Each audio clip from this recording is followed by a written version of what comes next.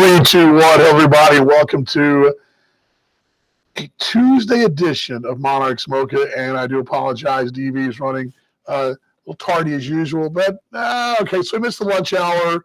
But we're here, ready to go and ready to talk Monarchs with you. And we'll do it in 3, 2, 1. Here we go.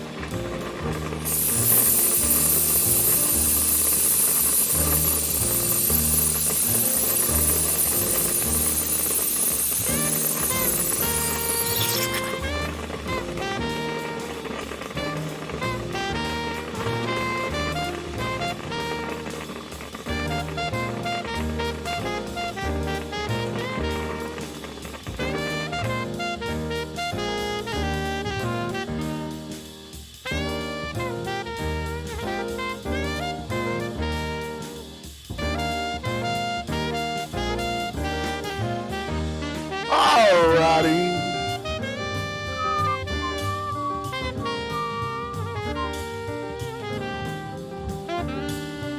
Turn the mic down just a tad. A little hot.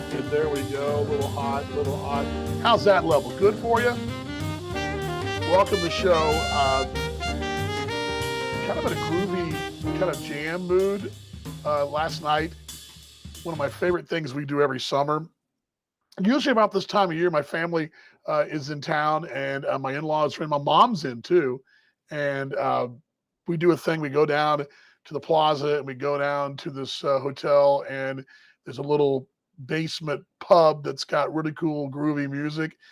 And last night, last couple of years, there's been a couple guys, cello and strings, and they're playing really they're playing everything from Back in Black to Mozart. I mean, literally Stairway to Heaven to Elvis to all over. And then last night there was two guys. One was playing the keys. One was doing a little.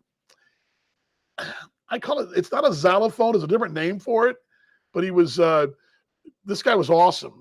It was. These guys are awesome. It was really relaxing, really soothing, and it made the libations that much better. So anyway, it was always good to do that on an off day. Hello, everybody, and welcome to the show. Let's start with this. Anybody see that? Can you guys read that? Chocolate raspberry cold brew from the Roastery Coffee Company in Kansas City. This fresh off the floor there, the manufacturing floor. I had a chance yesterday to go and see those folks. Hey, Mike. Mike, good to see you out there. W40, hope your hand's better.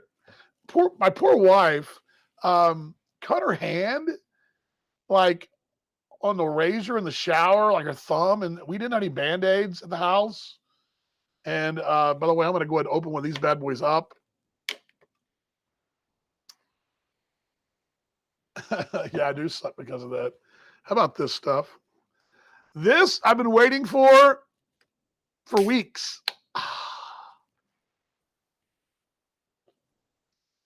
This is the best cold brew coffee in the world. It's the chocolate raspberry cold brew. I am hooked on this stuff. And if it came in bigger cans, I wouldn't know what to do with myself. I'll put the rest of them in the fridge down here. But yes.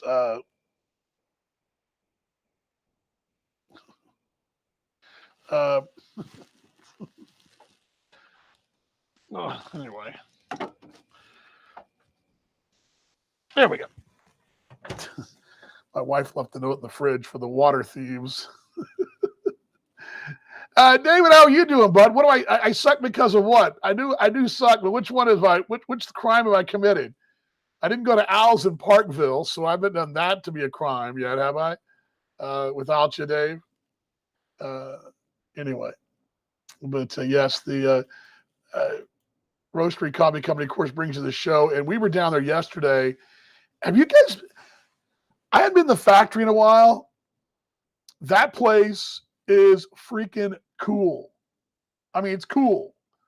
And this was fresh. I mean, this was made yesterday. Mike, how you doing, bud? You doing all right? I don't know if I can get the glare off my screen here. There we go. Anyway, went down to Southwest and didn't go to the drive-thru, went to the actual factory. The factory is actually up a block off the right there, but you have the factory, well, the drive-thru, then the building right behind it. It's where the factory is. It's huge. Tours, huge floor there. I mean, it's a pretty special place. And these guys are telling me, if you like coffee, this is what's very interesting yesterday. They were telling me this yesterday. This is how dialed in they are. Apparently, now I'm talking kind of coffee jumbo here, but they had coffee that they were sourcing from Kenya. And they apparently they were able to get it, and they went to, I believe it was to the Congo. But these guys they can tell you where each blend is coming from, and they when their supply chain kind of zigs one way, they zag. And they were telling me, and they gave me a taste, and it was really cool because and Steve, I'm not to the tour yet, and we talked about that. I was talking to these guys yesterday. Kansas City is one of those coffee cities that you don't really realize how good it is. And the roastery I think is phenomenal. They're another, 6 or 7 places in town. And unlike major metropolitan areas, Chicago, Dallas, Fort Worth, Houston even, that are major, 5, 6 million people, 8 million, in DFW's case, 8 million people. Because you got so many people, it kind of becomes what I call a McDonald's effect, where you just got stuff on every corner and it's the same thing. The Starbucks effect, which I'm guilty of it. I mean, I'm literally in my off-season home, I can not throw a rock out of my front yard without hitting a Starbucks. But Kansas City, yes, we've got them here, but Kansas City, much like towns in Australia, and I was telling these guys this, in Melbourne and Perth, in Sydney to a certain degree, but Perth especially, is every neighborhood has their own shop, their own coffee shop. And it's funny because I'll message my broadcast partner, Paul Morgan, and I'll message him for lunch, and we'll say, okay, well, after lunch, let's meet at this shop. Or I'll just say Subi in Subiaco, which is an area there in Perth, and we'll meet in Subi. I know where we're going. Or we're going to go to Leaderville. I know we're going to go to Leedy. I know we're going there. Or we're going to be down Hay Street. I mean, I know where we're going because because each street's got its own. And really, Kansas City has a coffee thing going that is unique. It's very much European, very Australian, whatever you want to call the world coffees, and the roastery's out in front. And that tour down there looks cool. I'm watching them make this yesterday. Watching them make this in a can yesterday. Chocolate raspberry cold brew. This is what I've been talking about. I always leave the chocolate out, but it is phenomenal. Anyway, it's true. Is it true that Cleveland's called Northwest Melbourne? No, and no. Cleveland, Texas, and Melbourne, Australia they're like night and day. Although only difference between Cleveland and Melbourne is that there's a Dairy Queen in Cleveland and there's not one in Melbourne. David says, let me get you guys comments on the screen here. When I'm drinking outside, plus the 100. Yes, we're in the other side of the dividing line. I don't know if you guys know this, but going south of here toward Tulsa, Oklahoma City, really the Kansas line, there's a cold front that's sitting basically just about an hour and a half, 2 hours south of us. We're just nip and tucked inside that cold front. Now, I say that cold front, we're looking, at a milder temperature than what we're getting down south across the Oklahoma border and really other parts of Kansas, south in Missouri. Triple digits down that way. It was delightful in Fargo this weekend. It was 84? It was 89, 84, and 75 at first pitch over the weekend. And the 89, it went down quickly and got breezy. Phenomenal. Milwaukee, a little stuffier on the lake. It was a little humid on the lake. Not terrible. I believe Milwaukee was 90, 86, and 83, 81, I believe was the temperatures there. And again, the lake does give you some humidity, but it wasn't brutal at all. And we were waiting to get back here for triple digits, and we got back last night. It was pouring down rain, last night, Monday night, Sunday night. Today's Tuesday, right? Sunday night we got in about 3 o'clock in the morning from Fargo, and it rained the last hour and a half. St. Joe's south, and it was it was mild yesterday. I had to wear long sleeves last night to dinner. Um, it's a delightful weather right now, but again, just going south of here, going east of here. I mean, I think yesterday, I believe somewhere in the neighborhood of 40, was it 45 states were, I'm sorry, it was 40 states were experiencing triple digits. I think the only ones that weren't were Alaska, Hawaii, Maine, and then Dakotas and Wisconsin. I mean, everybody else was, I mean, even Michigan, parts of Michigan got triple digits. So crazy. Anyway, Stino says, what's he say? The Cleveland bit might be my favorite gag with the chat. It gets me every time. Also, the coffee looks awesome. Dan, I must find it. Yes, I do believe the shops will have it. If you go to I'm not sure where you're out toward the east. I think memory serves. Any of the locations are going to have it. I've not seen this at Price Chopper. Price Chopper carries the Nitro, the roastery Nitro, but you got to go to the factory or any of the. For example, I found this stuff originally a year ago at Leewood, the Leewood shop. They're next to the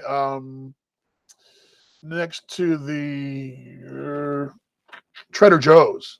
So Trader Joe's in Leewood, and right in that same parking lot, catty corner in that same development is the roastery, and they've got this there too.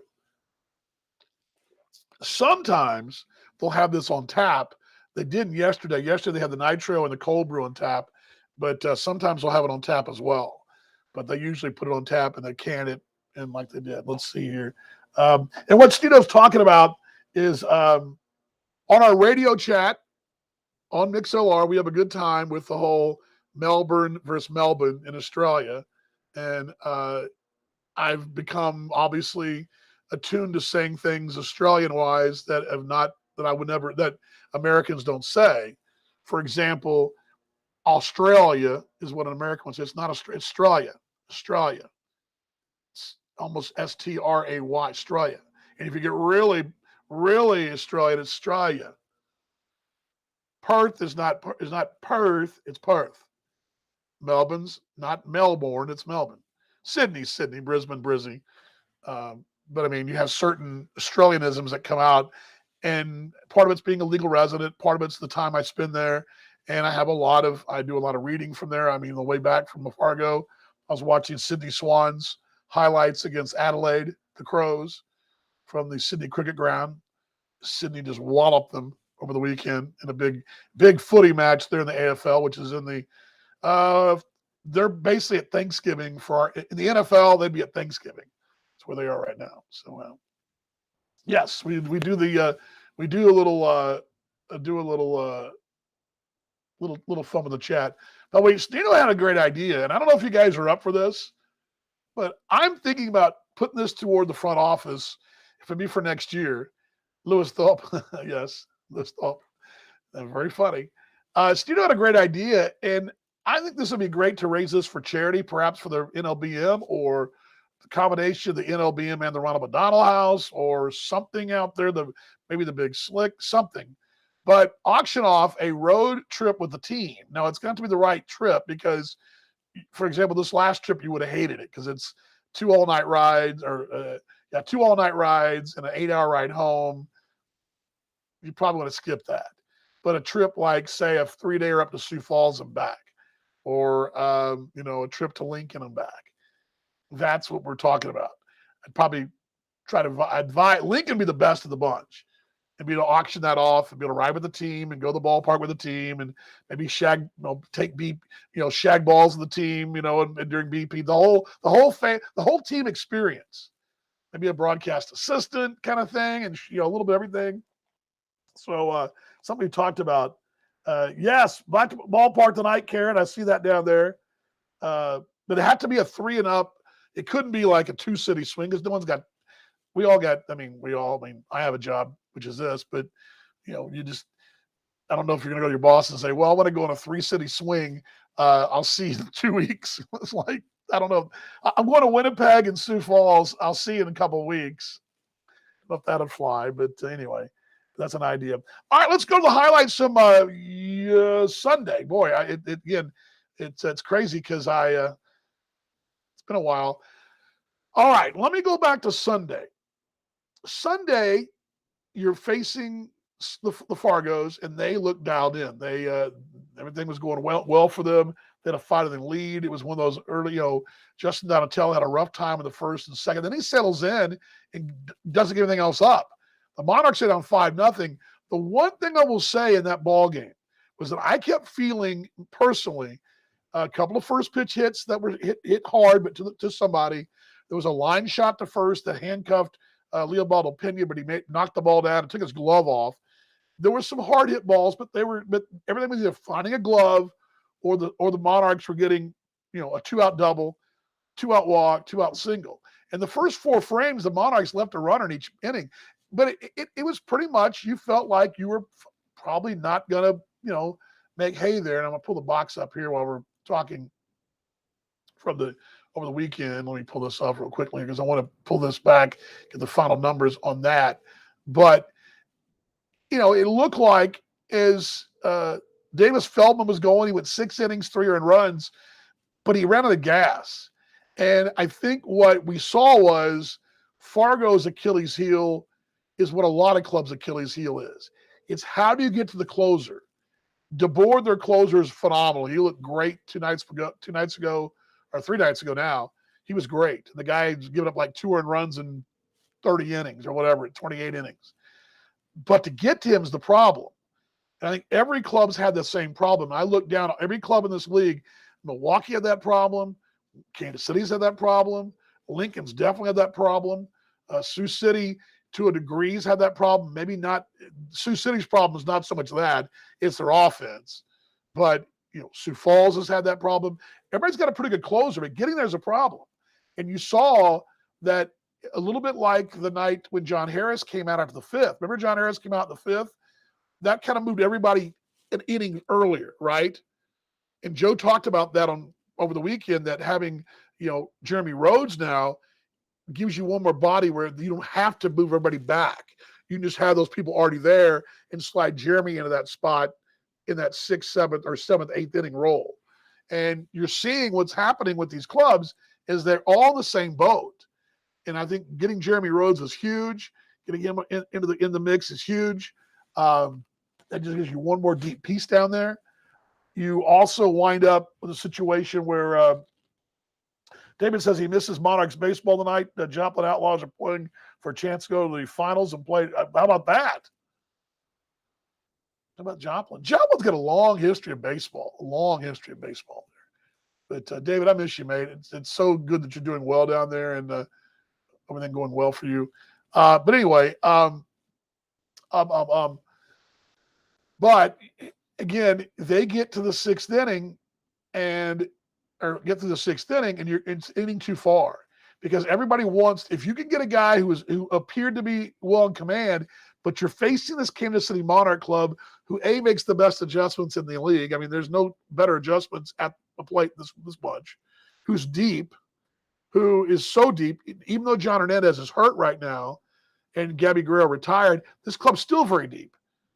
And don't forget, in that 7th inning on Sunday, Chad De La Guerra had a homer and a bases loaded walk. The guy drove in 3 runs in the inning. So you've got some pieces there, and it's that 3rd time through, and you push it, and you want to push it because you want to get those 3 more outs and get you set up for an 8th and 9th inning.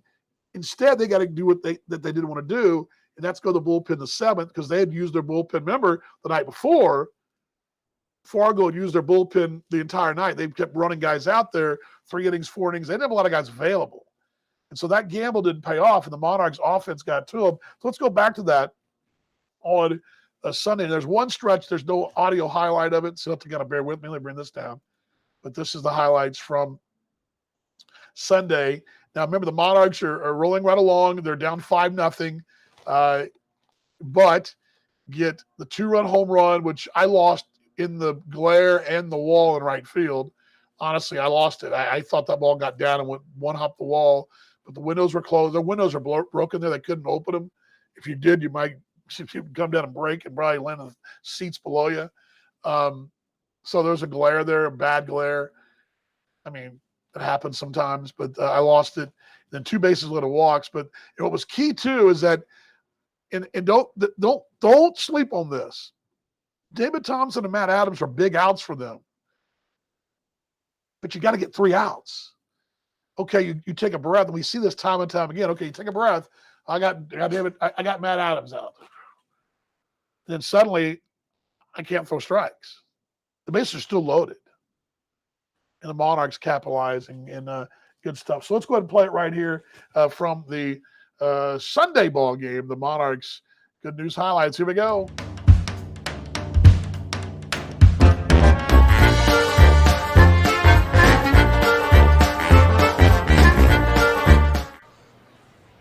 Two-one.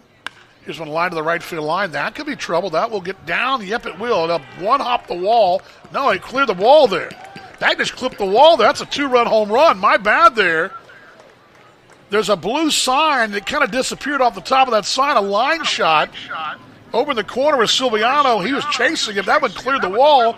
It didn't get more than about 12 feet off the ground. See you later. And it's 5-2 Kansas City to Santa.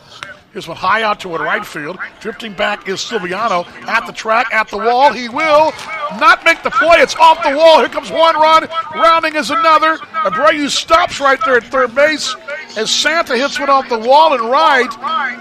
And at the wall, Silviano is there, but I think it clipped off the glove and the wall at the same time. He might be hurt, too. Silviano was going back on it. At the last moment, it's over his head, off the sign out there. And he's doubled over. The run does score, but it's hit so hard and so day offensively, just left runners aboard the first 4 frames. It's got him loaded here. The pitch. Walked in ball forward tied. Coming over third's Abreu. And Casey Gillespie's walked for the 4th time today, and that's an RBI, his 45th RBI. And we are tied at 5. The Monarchs have come back again on this road trip. Here's one line to right. That's a base hit. That'll score 1 run. They'll hold Gillespie on the RBI single for J.C. Esquera. It's 7-5 Kansas City. Here's Pete Cosmo's Texas Leaguer right here. This was the backbreaker right there. It drops, and it's just all round the bases, boys. Round the bases. Big piece of hitting for Pete right there. Outstanding work on Sunday. And then the final out coming up, they do get a check. Did he go around the appeal? He did. Game is over. See you later. And the Monarchs have won it. They appeal to first base, and ringing him up is J.J. January, and Kansas City has won it 10-7 and taken 2 of 3 for the Fargo-Boyd Redhawks in a dandy series in North Dakota.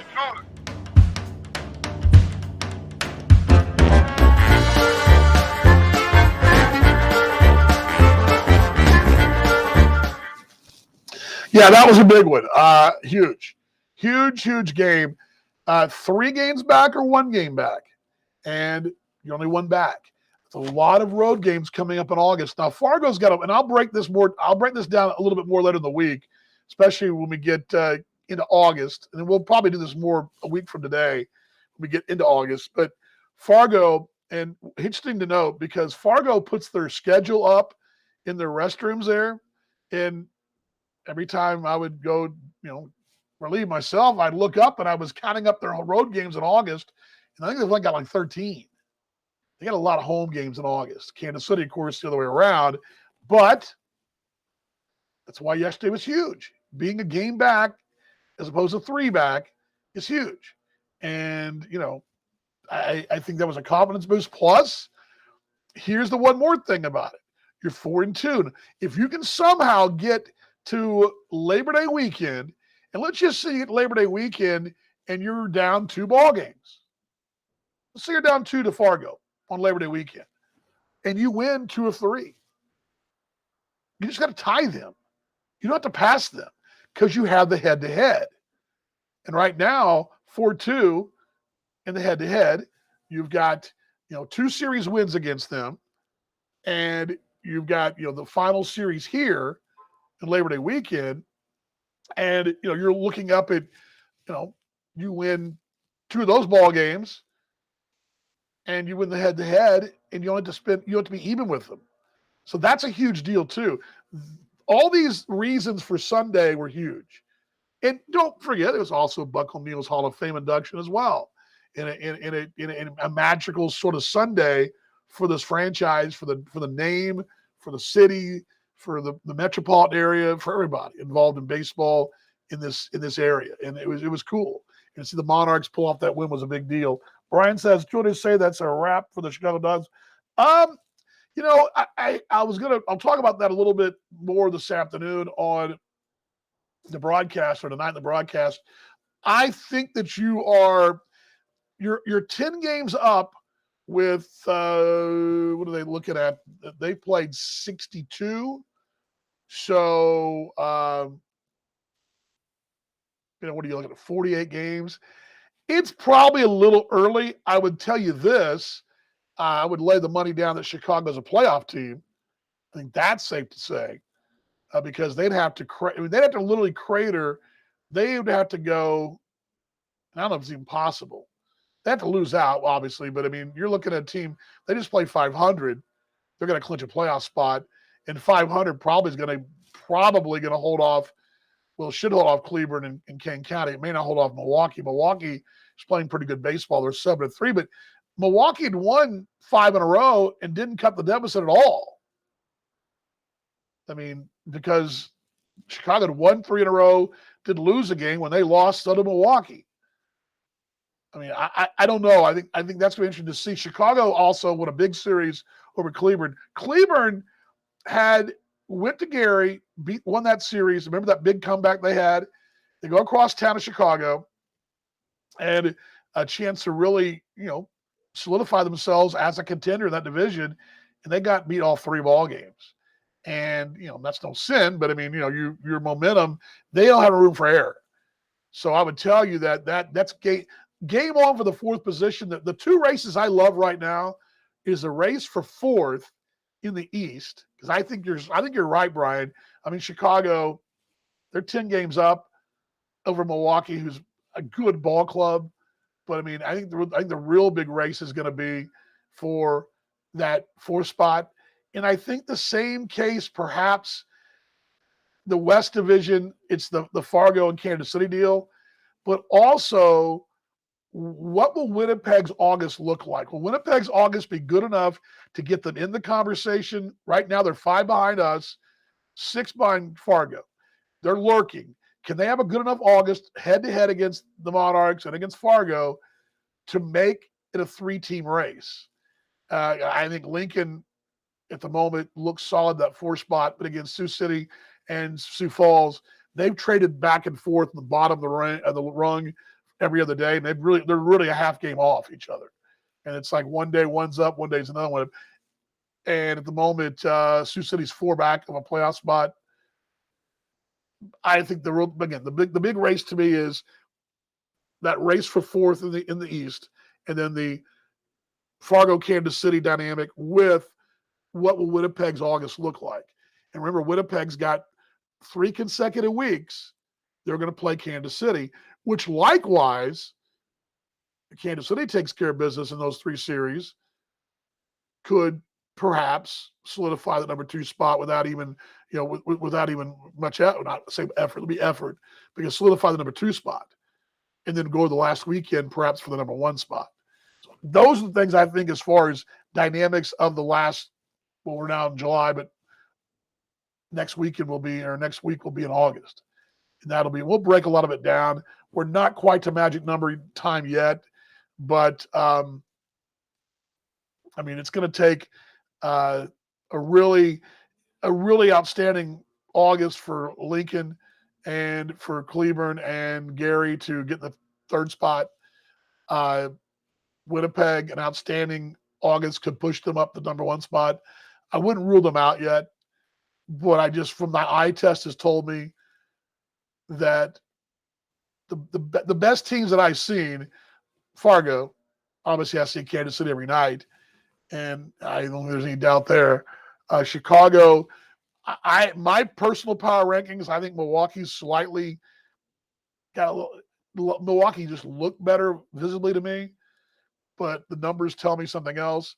And then I told you guys earlier that Cleveland, uh, I thought Cleveland played the best baseball of anybody we'd seen in July, and it wasn't even close. But again, they've kind of they got to be so good to make up that ground. Kane County is the one that interests me too, Brian, because Kane County will see back-to-back weeks. This is one of those weird scheduling quirks. You're going to see Sioux Falls for 6 days, 3 here, 3 there. And you're going to see Kane County here and for back-to-back series here and there. And you'll be done with Kane County. Now, Kane County last year did took 2 or 3 at their place over us, and that was the one game that we won was the one that clinched the division.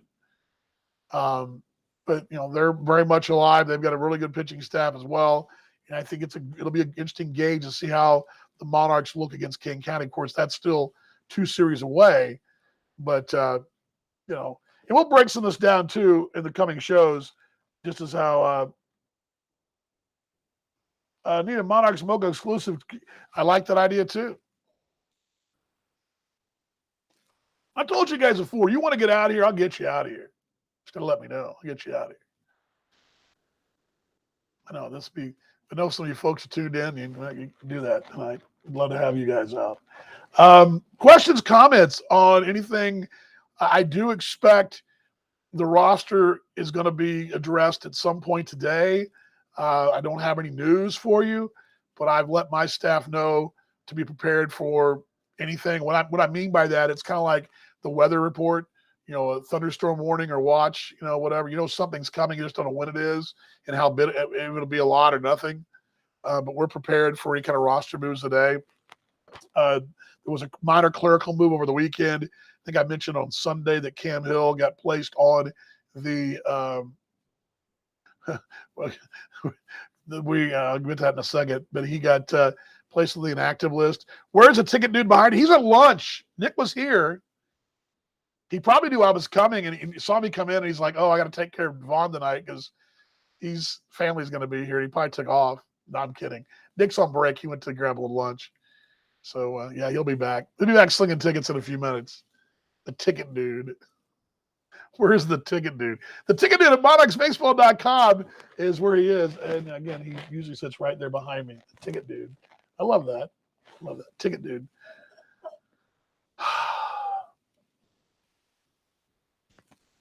I'm telling you. And I'm thinking there could be some good possible libations with this stuff too. Let's see here. Yes, Nick. I think Nick's a happy homeowner, I believe. Yeah, how about that? Pretty cool, isn't it? Nick's a really cool guy. Nick, pull the curtain back. Nick and his wife, their son is celebrated JJ celebrated his birthday in June here at the ballpark, and of course he met his wife here at the ballpark. And Nick's a cool dude. Nick's been in this business for a number of years and knows this business, and he's a huge asset. Raspberry Brew is a bomb digging chocolate raspberry. Which, again, if you missed this earlier in the open, I actually went to the roastery down at Southwestern and got the Southwest. There's a Southwestern Boulevard, I think, of in Irving. That's why I say that, Southwest. This right here, I don't believe, they were telling me they weren't sure it was a Price Chopper, but all the stores have this. And like I said, I fell in love with this stuff at Leewood last year, but they were making this. They have a hole in the back of the. You walk in the factory store, and they've got the back is the tour area, and they've got the shop, the circular coffee area. They got tables and people are doing work. They've got their little pastries and stuff there, and then you go to the right. And there's all kinds of samples, and they do a lot of kind of tastings. In the back toward the corner of that building is where they do all the cold brew canning. And this just came off the canning line here. Let's see here. Yeah, it's really good. Oh, so you guys are going tomorrow night. Okay, cool. Cool, cool, cool, cool, cool. Yeah, the weather. Yeah, I don't mind the cold front being just south of us here. That's fine. But yeah. Anyway, tonight I do have Sioux Falls as rotation. I do.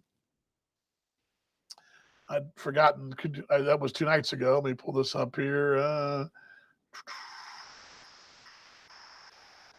Lefty Neil Lang tomorrow is Tyler Garco, who's been pretty good in this league over the years. Kind of an innings eater, and then to be determined on the finale. Hall, Hartman, and Thorpe for the Monarchs. That's the next three in the rotation. So it'll be lefties tonight, Lang and Hall. Hall's been great here. This has been a place that, you talk about a good spot for your ball club. Your ace going at home where he's been really good, and he has been really good everywhere. And I like this whole spot for the ball club. And really, when you talked about this over the weekend, from a pitching standpoint, I mean, you've got pretty solid rotation. Your 5 spots kind of been up and down, but I still think that'll be addressed and there'll be some adjustments. I think possibly, I can see a starter being added. If that's the case, you would be able to move Donatello back to a relief role, which he was really good in. Justin's been good in both roles. He's one of those guys, much like Jamison McGrain was last year, guys that can do both. And maybe it's one of those situations where, and like Joe was talking about in the top step over the weekend, putting guys in positions that are better suited for them. And that's maybe something that Joe, but again, nothing official on that. Let's see here. Yes, tonight a slew of family will be here. I believe my local cousins will be here as well. How about that? So anyway, what else we got here? Yep. No one's afraid of you, Stedo. Well, maybe me. I don't know. All right. Tonight on the broadcast, by the way, Jackson will not be here tonight or tomorrow. I don't think he'll be back on Thursday. I don't think he'd mind me sharing this. Jackson lost his grandfather over the weekend. And Jackson, we miss you, man, and praying and pulling for you. Just good thoughts and vibes for him. I did speak with him briefly this morning via text. He was on his way to Colorado. His grandfather passed in, I believe, Colorado Springs. So he and his mom were driving out that way. But Jackson won't be here, and he needs to take care of that. So it'll be just myself. But just thinking good things for Jackson and praying for Jackson and pulling for him. Yeah, you're right, Hope. Right on. Hey, that's one thing about Sunday. And I'll go back to this again.